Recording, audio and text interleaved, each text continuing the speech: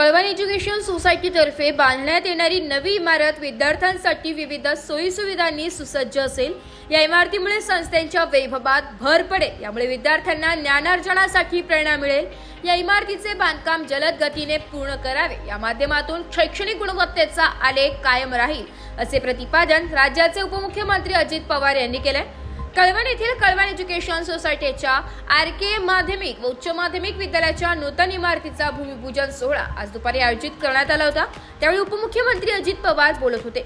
यावेळी खासदार भास्कर भगरे, आमदार हिरामण खोसकर, आमदार नितीन पवार, जिल्हा परिषदेच्या माजी अध्यक्ष जयश्री पवार, नगराध्यक्ष कौतिक पगार आदी उपस्थित होते।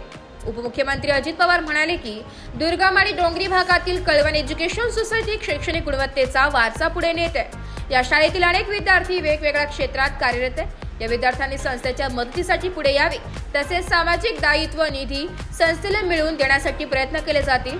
शैक्षणिक कार्य हे राष्ट्र निर्माणाचे कार्य असून शैक्षणिक संस्थेने कालानुरूप बदल स्वीकारावे। अलीकडे कृत्रिम बुद्धिमत्तेचा वापर वाढलाय। जिल्ह्यात अवकाळी पावसामुळे नुकसान झाले, याबाबत शासनाची भूमिका मदतीची असेल, असंही उपमुख्यमंत्री अजित पवार यांनी सांगितलंय।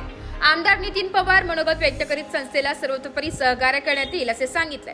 रावसाहेब शिंदे यांनी प्रास्ताविक केले। यावेळी शैक्षणिक क्षेत्रातील मान्यवर नागरिक मोठ्या संख्येने उपस्थित होते। तत्पूर्वी उपमुख्यमंत्री अजित पवार यांच्या हस्ते कळवण पंचायत समितीच्या नवीन प्रशासकीय इमारतीचे भूमिपूजन करण्यात आलं। या कामावर सुमारे 6 कोटी रुपयांचा खर्च अपेक्षित आहे। नाशिक लोकशाही न्यूजसाठी उपसंपादक बाजीराव नाना खेरनार, कळवण।